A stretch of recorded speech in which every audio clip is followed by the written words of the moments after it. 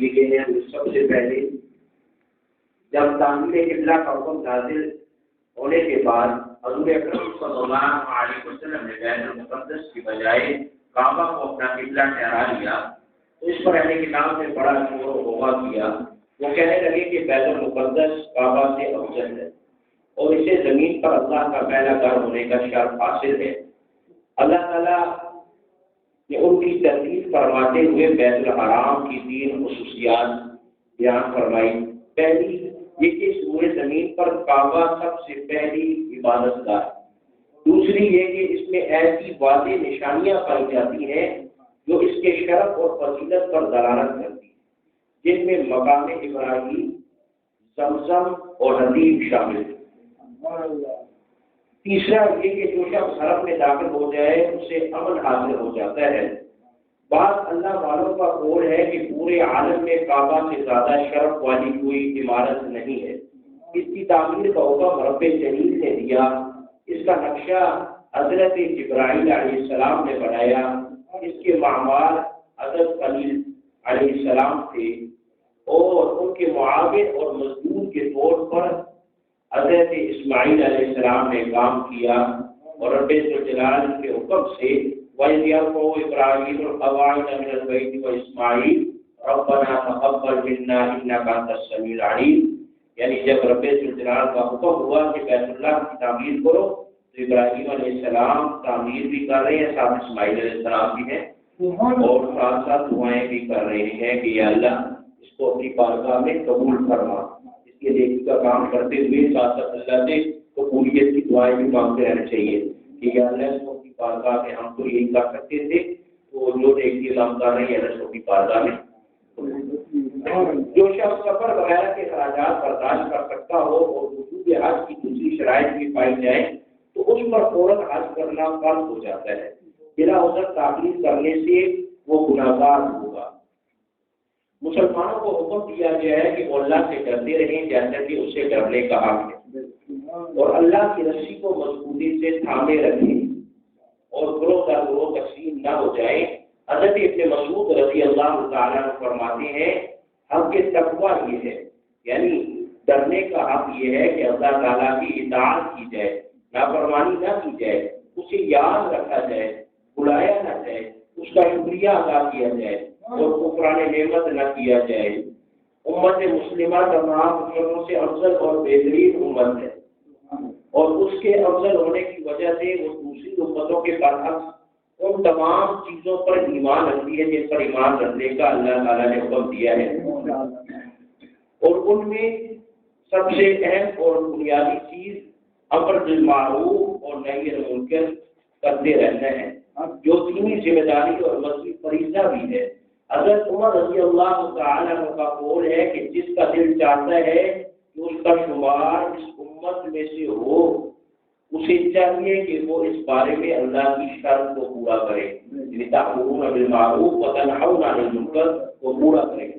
آپ کا ارشاد اسی آیت کریمہ کی طرف ہے جس میں ملت اسلامیہ کے بارے میں چند صفات بیان کی گئی ہے۔ جب تک امت کی 3 خصوصیات موجود رہے گی، امت میں وہ فضیلت اور اللہ کی خصوصی عنایت کا حقدار رہے گی، اور اگر خدا نہ خواستہ امت کا کوئی گروہ یا فرد ان 3 اوصاف سے محروم ہو گیا تو وہ فضیلت کا حقدار نہیں رہے گا۔ حضور اکرم صلی اللہ علیہ وسلم کا فرمان ہے اس ذات کی قسم جس کے قبضے میں میری جان ہے، تم نیکی کا حکم دیتے رہو اور برائی سے روکتے رہو، ورنہ ممکن ہے کہ اللہ تعالیٰ تمہارے اوپر اپنا عذاب مسلط کر دے، پھر تم اس سے دعائیں مانگو گے مگر تمہاری دعائیں قبول نہیں ہوں گی۔ یہ ترمذی شریف میں، ابن ماجہ میں اور بھی احادیث کی کتابوں میں ہے۔ اگلی بات، منافقین اور کفار سے قلبی دوستی لگانے سے منع کیا اور اس کے 4 اسباب بتائے ہیں۔ پہلا سبب یہ بتایا کہ وہ تمہیں نقصان پہنچانے میں کوئی کوتاہی نہیں کرتے۔ دوسرا یہ کہ وہ دل سے چاہتے ہیں کہ تمہیں دین اور دنیا کے اعتبار سے مصیبت اور پریشانی لاحق ہو، اور یہ کہ ان کے چہرے اور ان کی باتوں سے تمہارے لیے بغض اور عداوت ظاہر ہوتا ہے۔ چوتھا یہ کہ ان کے دلوں میں جو بغض اور حسد پوشیدہ ہے وہ ان کی اعلانیہ باتوں سے کہیں زیادہ سخت ہے۔ منافقوں کو رازدار اور دلی دوست بنانے سے منع کرنے کے بعد غزوہ بدر کا ذکر ہے، جسے تمام اسلامی غزوات کا تاج ہونے کا شرف حاصل ہے۔ اس غزوے کے شرکاء نے جہاں خود جرأت اور بہادری کی انوکھی مثالیں قائم کی، وہیں انہوں نے اللہ تعالیٰ کی قدرت اور غیبی مدد کے مظاہر اپنی آنکھوں سے دیکھے۔ مسلمانوں کی تعداد بہت تھوڑی تھی، اسلحہ بھی نہ ہونے کے برابر تھا۔ اس غزوے سے دو بڑے سبق مسلمانوں کو حاصل ہوتے ہیں۔ پہلی ہے کہ جنگ میں فتح صرف اسلحے کی کثرت اور افرادی قوت کی بنا پر حاصل نہیں ہو سکتی، بلکہ اس کی بنیادی شرط ایمان اور یقین، اتباع اور استقامت ہے۔ دوسرا یہ کہ جب تک مسلمان حق پر ثابت قدم رہیں گے اور اللہ کی رسی کو مضبوطی سے پکڑے رہیں گے، انہیں اللہ کی مدد حاصل رہے گی اور وہ غالب رہیں گے۔ غزوہ بدر کا ذکر سورہ آل عمران میں محض حوالے کے طور پر آیا ہے، ورنہ اصل میں یہاں غزوہ احد کا ذکر مقصود ہے، جو کہ 55 آیات میں مکمل ہوا۔ ان آیات میں شدت کے اسباب اور حکمتیں بیان کی گئی، تنبیہ بھی ہے اور تنقید بھی ہے، تعریف بھی ہے۔ جیسے تاریخ اسلام سے معمولی شہود رکھنے والا ہر شخص جانتا ہے کہ غزوہ بدر میں قریش ذلت آمیز شکست سے دوچار ہوا۔ انہوں نے شکست کا انتقام لینے کے لیے بھرپور تیاری کے بعد شوال 3 ہجری میں ابو سفیان کی قیادت میں مدینہ منورہ پر چڑھائی کر قریش کا لشکر 3000 جنگجوؤں پر مشتمل تھا، جس میں 200 گھڑ سوار، 700 ذرا پوش اور 3000 لوگ تھے۔ 500 عورتیں بھی ساتھ تھیں۔ قریش کے 3000 کے لشکر کے مقابلے میں مسلمانوں کی تعداد صرف 700 تھی۔ حضور اکرم صلی اللہ علیہ وسلم نے حضرت عبداللہ بن جبیر رضی اللہ تعالی عنہ کی قیادت میں 50 سواروں کا ایک دستہ اپنے احد کی پہاڑی پر متعین فرما دیا۔ اس پہاڑی کو جبل رماد کے نام سے یاد کیا جاتا ہے۔ آپ صلی اللہ علیہ وسلم نے اس دستے کو تاکید فرما دی کہ فتح ہو یا شکست کسی صورت بھی یہاں سے نہ دے، یہاں تک کہ اگر تم دیکھو کہ پرندے ہماری لاشیں نوچ رہے ہیں تو بھی یہاں سے نہ ہٹنا۔ سپہ سالار اعظم صلی اللہ علیہ وسلم نے اسلامی مجاہدین کو میدان میں اس طرح پھیلا دیا تھا کہ قریش لشکر 2 بدو مقابلے میں کرنے پر مجبور ہو گیا۔ اس کے لیے اپنے سواروں کو استعمال کرنا ان کے لیے ناممکن رہا۔ انفرادی مقابلوں میں قریش کے 8 علم بردار قتل ہو گئے، جس سے قریشی لشکر کی ہمتیں پست ہو گئی۔ حضرت علی، حضرت حمزہ اور حضرت ابو دجانہ رضی اللہ تعالی عنہ اجمعین جیسے اسلامی شیروں کے حملے اس قدر شدید تھے کہ مشرکوں کے قدم اکھڑ گئے اور میدان چھوڑ کر بھاگ کھڑے ہوئے۔ قریشی لشکر کی شکست دیکھ کر جبل رماد کے تیر اندازوں نے بھی اپنی جگہ چھوڑ دی اور 10 مجاہدین کے سوا سب مال غنیمت جمع کرنے میں مشغول ہو گئے۔ خالد بن ولید اس وقت ابھی ایمان نہیں لائے تھے، انہوں نے اسلام نہیں قبول کیا تھا، جو کہ اب تک عقب سے حملہ کرنے میں ناکام رہے تھے۔ اسی صلح کے موقع کو دیکھا تو فوراً انہوں نے جبل رماد پر موجود چند اداروں کو تیر اندازوں کو روکتے ہوئے زوردار حملہ کر دیا۔ اسلامی فوج اس شدید حملے سے غافل تھی۔ ادھر جب بھاگتے ہوئے قریشی قائدوں نے جو پیدل بھاگ رہے تھے سپاہیوں کو اس حملے کی خبر ملی تو وہ بھی پلٹ پڑے۔ اب اسلامی لشکر 2 طرفہ حملے کا شکار ہو گیا، پیچھے سے خالد بن ولید اور سامنے سے جو بھاگ رہے تھے وہ بھی پلٹ گئے۔ یوں بظاہر ایک چھوٹی سی غلطی کی وجہ سے مسلمانوں کی فتح شکست میں تبدیل ہو گئی۔ اس لڑائی میں 22 مشرک قتل ہوئے، جبکہ دوسری طرف 70 صحابہ شہید ہوئے۔ سید الشہداء حضرت حمزہ رضی اللہ تعالی عنہ بھی اس میں شامل تھے۔ قریشی لشکر اس پوزیشن میں تھا کہ اگر اللہ اس کے دلوں کو نہ پھیر دیتا ان کے تو وہ اسلامی لشکر کا مکمل خاتمہ کر سکتا تھا، مسلمانوں کو درمیان میں آگے تھے۔ لیکن موقع ملنے کے باوجود وہ حضوری فتح پر ہی اتفاق کرتے ہوئے مکہ لوٹتا ہوا نظر آیا۔ منافقین نے اپنی فطرت کے مطابق وسوسہ اندازی شروع کی کہ اگر مسلمان حق پر ہوتے تو انہیں ہرگز شکست نہ ہوتی۔ اس لیے 55 آیات میں غزوہ احد پر تبصرہ کرنے کے بعد 25 آیات میں منافقین کا تذکرہ ہے جو فتنہ فساد کا کوئی موقع ہاتھ سے نہیں جانے دیتے۔ منافقین کے کام ہے فتنہ فساد کا کوئی موقع ہاتھ سے نہیں جانے دیتے تھے۔ اور کے شہداء کی تدفین سے فارغ ہونے کے بعد ہمارے آقا صلی اللہ علیہ وسلم کو اطلاع ملی کہ ابو سفیان کو وہاں کے مقام پر پہنچ کر اپنی غلطی کا احساس ہوا ہے کہ میں جنگ کے اہداف پوری طرح حاصل کیے بغیر لوٹ آیا ہوں اور اپنے ساتھیوں کی ملامت کی وجہ سے دوبارہ مدینہ منورہ پر حملہ آور ہونے کا ارادہ کر رہا ہے۔ اور آپ صلی اللہ علیہ وسلم اس کے ارادے کی خبر سن کر خود ہی قریشی لشکر کے تعاقب میں چل پڑے اور ساتھ یہ شرط بھی لگا دی کہ تعاقب میں صرف انہیں مجاہدین کو جانے کی اجازت ہے جو کل کی جنگ میں شریک تھے۔ آپ اندازہ کیجیے کہ صحابہ کرام رضوان اللہ تعالی علیہم اجمعین کے ایمان و یقین اور عزم و وفا کا کہ ابھی 70 شہداء کو دفن کر کے فارغ ہوئے اور زخم اور تھکاوٹ سے ڈڈال ہیں، لیکن انہوں نے اپنے محبوب آقا صلی اللہ علیہ وسلم کی دعوت پر لبیک کہا اور انتہائی تیزی سے سفر کرتے ہوئے مدینہ سے 8 میل دور حمراء الاسد کے مقام پر جا پہنچے۔ اللہ تعالیٰ نے مشرکین کے دل میں رعب ڈال دیا اور وہ تیزی سے مکہ کی جانب کوچ کر گئے۔ مذکورہ مقام کی مناسبت سے اسے غزوہ حمراء الاسد کے نام سے یاد کیا جاتا ہے۔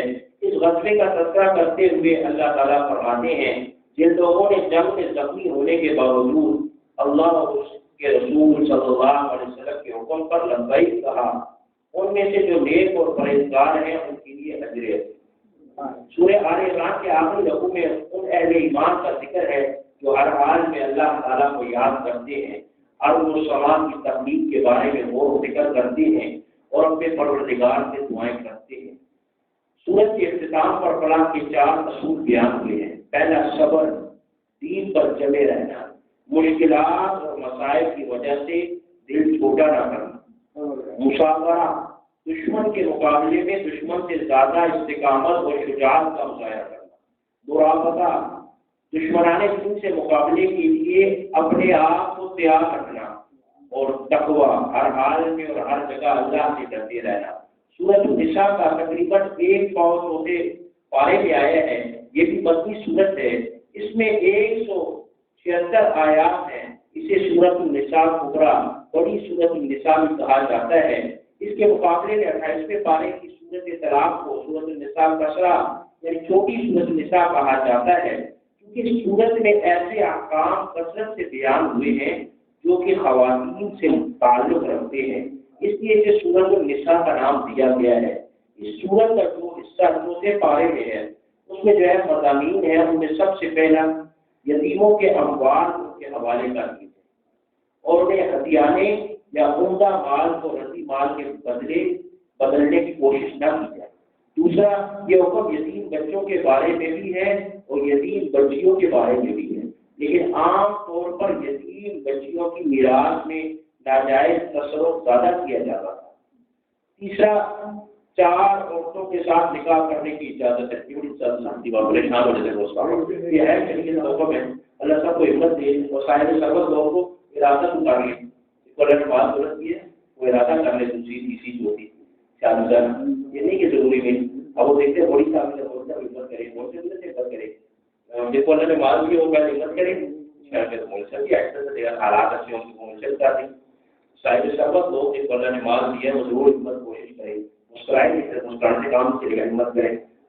تعدد ازواج کا رواج کو 4 عورتوں کے ساتھ نکاح کرنے کی اجازت ہے، مگر شرط یہ ہے کہ شوہر ان کے حقوق ادا کرنے کی شکل رکھتا ہو اور ان کے درمیان عدل و انصاف بھی ملحوظ رکھ سکے۔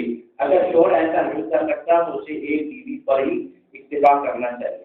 تعدد ازواج کا رواج تو اسلام سے پہلے بھی تھا، مگر وہ رواج کسی قید اور ضابطے کا پابند نہیں تھا، نہ تعداد متعین تھی اور نہ ہی بیویوں کے درمیان عدل و مساوات کی کوئی شرط تھی۔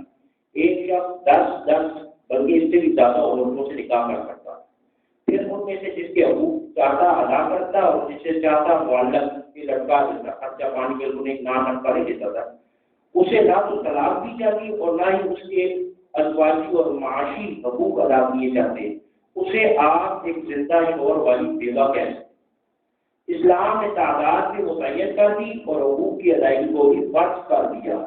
یورپ کی لاتی تہذیب جو پوری دنیا کو اپنے رنگ میں رنگنا چاہتی ہے، وہ قانونی اعتبار سے تو ایک سے زیادہ عورتوں سے تعلق رکھنے کو جائز قرار نہیں دیتی، البتہ غیر قانونی طور پر جتنی بھی عورتوں سے تعلق قائم کر لیا جائے اس پر کسی قسم کا جو ہے اعتراض نہیں کیا جاتا۔ اس افسوس کا حقیقت کا اعتراف کیسے کیا جائے کہ بہت سے نام نہاد مسلمان بھی ذہنی اور عقلی طور پر اسی لعنتی تہذیب کے ہمنوا دکھائی دیتی ہیں۔ اگلی بات، اسلام کا سورج طلوع ہونے سے پہلے عورت کو میراث میں سے کچھ بھی نہیں دیا جاتا تھا۔ اہل عرب کا مقولہ تھا، ہم اسے کیسے مال دیں جو نہ گھوڑے پر سوار ہو سکے، نہ تلوار اٹھا سکے اور نہ ہی دشمن کا مقابلہ کر سکے۔ اپنے اس جاہلانہ اصول کی بنیاد پر بچوں اور خواتین کو میراث سے محروم رکھا جاتا تھا۔ اسلام نے اس ظلم کا خاتمہ کیا اور بچوں اور خواتین کو بھی وراثت کا حقدار قرار دیا۔ عورت کو حصہ دینے اس پر کسی کا احسان نہیں، بلکہ اس کا حق اور اس کا فریضہ ہے جو اسے دیا جاتا ہے۔ عورت کے ساتھ حسن سلوک اور میراث میں ان کا حصہ بیان کرنے کے بعد ان خواتین کا تذکرہ ہے جن کے ساتھ قرابت، نسبت، مشاہرت یعنی سسرالی رشتہ یا رضاعت کی وجہ سے نکاح کرنا حرام ہے۔ اللہ سب کو سمجھ نصیب فرمائے، اخلاص نصیب فرمائے، خاتمہ ایمان میں فرمائے۔ اللهم انا نسألك من خير ما سألك منه نبيك محمد صلى الله عليه وسلم ونعوذ بك من شر ما استعاذ منه نبيك محمد صلى الله عليه وسلم وأنت المستعان وعليك البلاغ ولا حول ولا قوة إلا بالله وصلى الله تعالى على خير خلقه محمد وعلى آله وصحبه.